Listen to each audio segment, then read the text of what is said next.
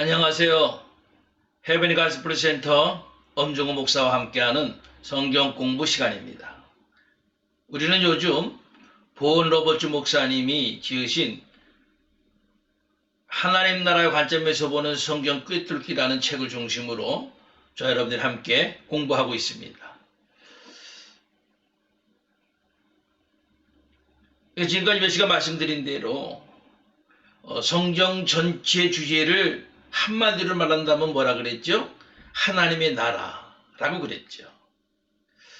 그래서 주님은 그 공생애를 시작을 하시면서 이렇게 말씀하셨죠. 마가복음 1장 15절 말씀 보면은 때가 찼고 하나님의 나라가 가까웠으니 회개하고 복음을 믿으라. 여러분, 하나님의 나라는 뭐라 그랬죠?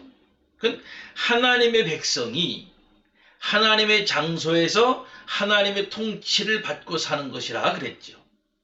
결국 하나님의 통치를 받고 산다는 것은 하나님의 복을, 하나님이 주신 복을 누리면서 산다는 것을 의미한다 그랬죠. 여러분 어떠세요? 지금 여러분들은 지금 하나님의 통치 가운데 산다고 생각하시고 확신하시나요? 확신하시나요? 하나님의 우리 주권자, 다시 말하면 하나님이 우리의 삶의 주인 되심을 인정하고 사느냐 말이죠.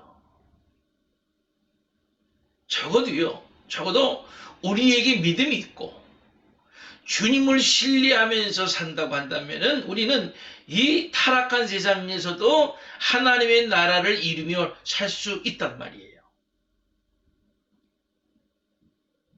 여러분 주님을 믿으시죠? 주님을 신뢰하시죠?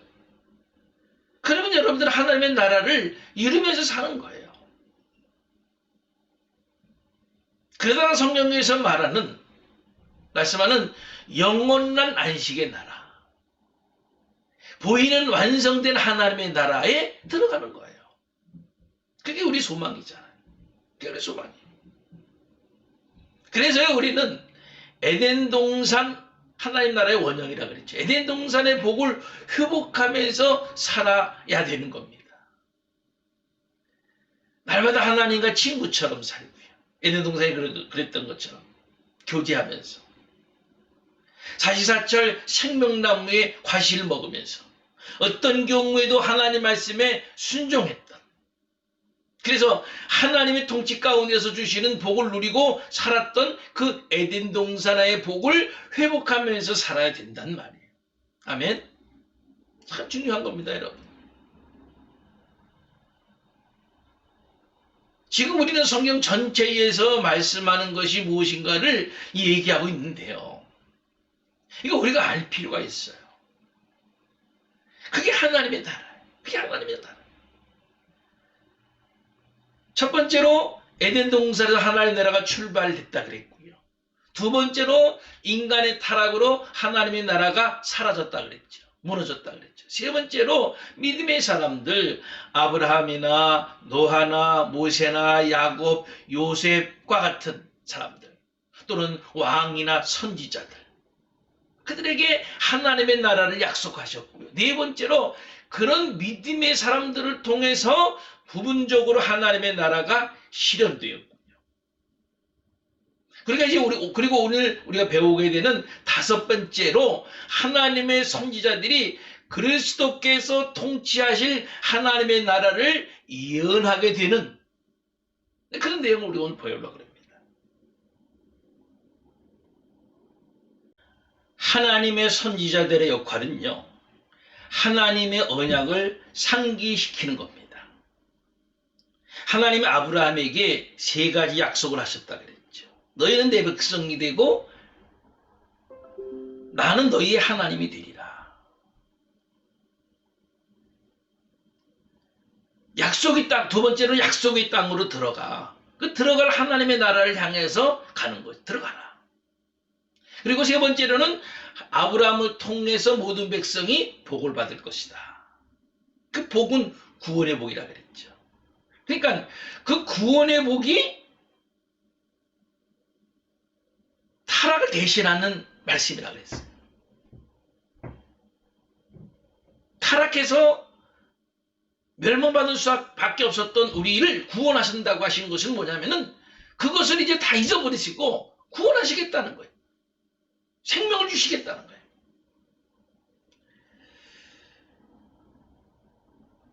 여러분, 지금 세상은 우리를 얼마나 타락하게 만듭니까? 적그리스도, 마귀가 얼마나 성도들을 유혹합니까? 성도들만 유혹하나요? 목사들도 유혹하죠. 네? 여러분들 보신 분이 있으신지 모르겠습니다만 많이 보셨을 거예요. 지난 5월 12일자인가요? 거기 PD수첩에서 저도 감리교 목사입니다만 제 연배하고 비슷하더라고요.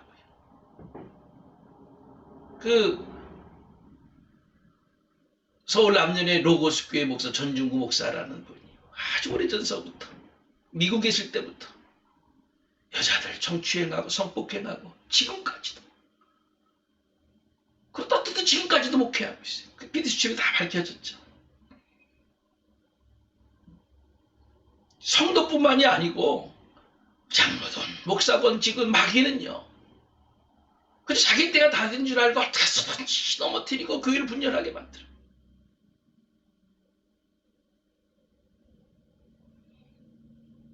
하나님이 우리를 구원하신다는 그 구원해 주셨다고 하는 그 복, 그 확신은요. 우리로 하여금 세상을 이기게 만드는 겁니다. 우리로 하여금 사단 마귀 권세를 이기게 만드는 겁니다. 그래서 너무나도 중요한 것이 구원의 복이야. 나는 구원받았다. 나는 구원받았다. 나는 구원받으셨죠? 자, 예전에 성경 공부 처음 시작할 때에 첫 번째가 구원의 확신이었죠. 레위기도 성경 공부를 하면서. 그래서 여러분들 기억하실 겁니다. 요한일서 5장 11절 12절 또 증거는 이것이니 하나님이 우리에게 영생을 주신 것과 이 생명이 그의 아들 안에 있는 그것이니라. 아들 있는 자에게는 생명이 있고 하나님의 아들이 없는 자에게 생명이 없느니라. 하나님이요 예수 안에 생명을 두셨어요. 어느 누구에도 아니에요. 오직 예수 그리스도 안에 하나님께서 생명을 두셨어요. 그래서 그 예수 그리스도를 믿는 자마다 죄사함 받고 구원함을 얻는 거예요. 할렐루야. 그래서 예수를 믿어야만 구원받는 데니까요. 석가모니도 아니에요. 마호메트도 아니에요. 예? 신천지 이만희도 아니에요. 이재록도 아니에요. 누구도 아니에요. 예? 오직 예수 그리스도를 믿어야만이 구원을 얻는다고 하나님이 예수 안에만 생명을 두셨다니까요.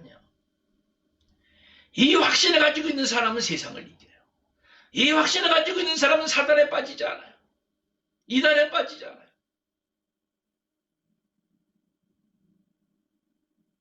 여러분들 무엇보다도 구원의 확신을 말씀을 가지고 하나님 말씀에서 우리에게 말씀하고 있는 그 말씀을 잘 연구하고 그 말씀에서 우리에게 말씀하시니 그 말씀대로 구원의 확신을 가질 수 있으시길 간절히 바랍니다. 이게 너무나도 중요한 거예요. 먼저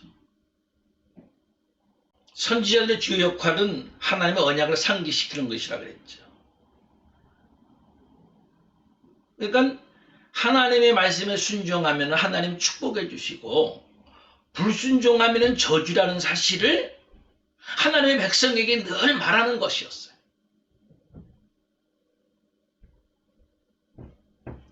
오늘날 목사들은요. 하나님의 축복을 자주 언급하지만 하나님의 심판에 대해서는 언급하지 않는 경우가 많아요. 잘못된 거죠. 이 땅에서 사는 날 동안 하나님의 은혜 가운데 축복을 받기도 하지만요. 그것도 사실이에요. 분명 사실이에요. 그러나 완전한 축복은 사실은 하나님의 나라 아닙니까? 그런데 그 완전한 축복이 있기 전에 다니엘서라든가 요한계시록과 같은 예언서에 보면은 하나님의 심판이 먼저 있게 되는 거거든요. 그래서 그래서 요한계시록에도 보면은 하나님 보호자 앞에 있는 생명력과 행위력을 가지고 마지막에 심판을 하신 후에 영원한 영생 축복을 주시지 않습니까? 그러니까 우리는 먼저 하나님의 심판에 이르지 않기 위해서 생명력이 기록된 것으로 받는 영원한 생명의 축복뿐만이 아니고 행위력에 의해서도 이루어지는 하나님의 심판도 두려워해야 되는 줄로 믿으시기 바랍니다. 하나님 우리의 삶의 주인이시기 때문에요. 삶의 모든 부분에서 순종할 것을 우리에게 요구하시는 겁니다. 여호와의 날이 도래하면은 하나님의 나라가 완성되기 전에 그 책임을 물으신다는 거예요.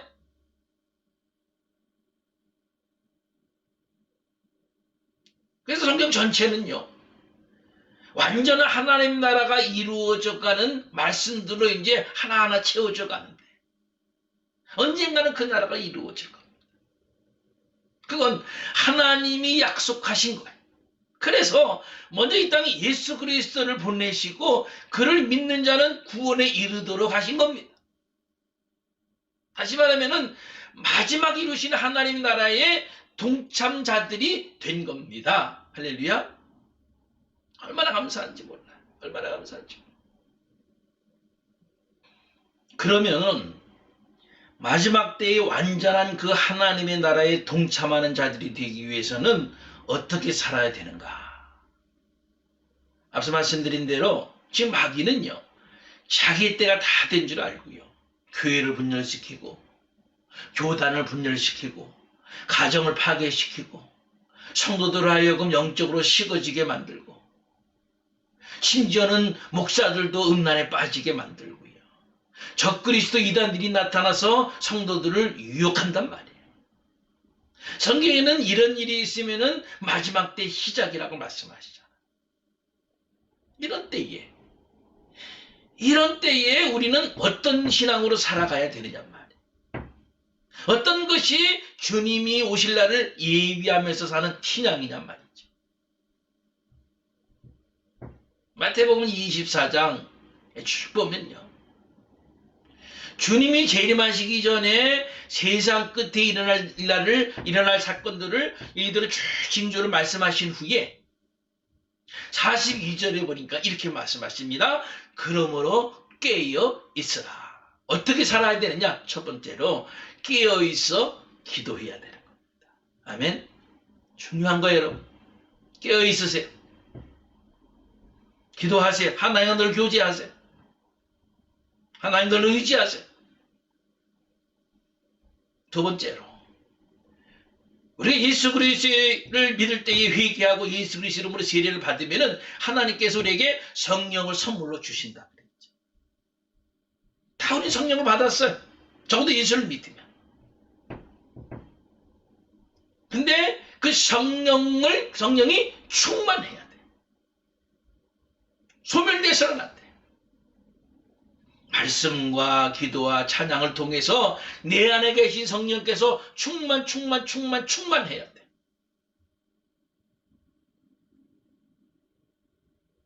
그래서 예배서 5장에서는 5장 18절에서는 너희가 성령의 충만함을 받으라 그러시잖아. 세 번째로, 하나님께서 이렇게 성령을 주실 때에 더불어 주신 것이 있는데 권능을 주셨다 그랬죠. 권능. 그 권능, 그 능력을 가지고 우리가 세상에 나가서 능력을 행하면서 사는 겁니다. 예수 그리스도 이름으로 성령의 능력을 가지고 세상에 나가서 그 능력을 행하면서 사는 거예요. 예수 이름으로 기도하였더니 병든 자가 막 일어나고, 회개하고 주님께로 돌아오는 역사가 막 일어나고, 그런 역사, 그 능력을 가지고 능력을 사용하면서 살아야 돼요, 여러분. 그래서 그 능력을 가지고 마귀와의 싸움에서 이겨야 돼. 사용해야지 이길 수 있는 거. 네 번째로는요, 추수를 많이 해서 그 열매는 전도의 열매, 선교의 열매, 영생의 열매, 영혼 구원의 열매. 그 열매를 주님께 많이 드리면서 사는 그런 신앙. 가만히 있지 마세요. 전도의 열매, 영혼 구원의 열매를 많이 맺으세요. 그렇게 살아가야 돼.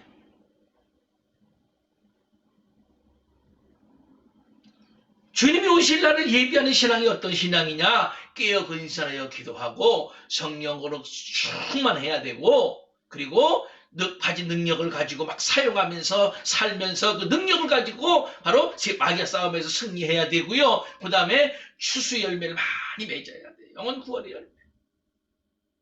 그러다가 주님께 가는 겁니다. 할렐루야. 여러분, 저도 여러분도 완전한 하나님의 나라에 들어가기까지 이 신앙을 가지고 살아갈 수 있기를 간절히 바랍니다. 이것이 종말의 때에 정말로 성도들이 가져야 될 신앙이에요. 믿음이에요. 그러면은 완전한 하나님의 나라에 우리 모두는 들어갈 수 있게 되는 겁니다. 할렐루야.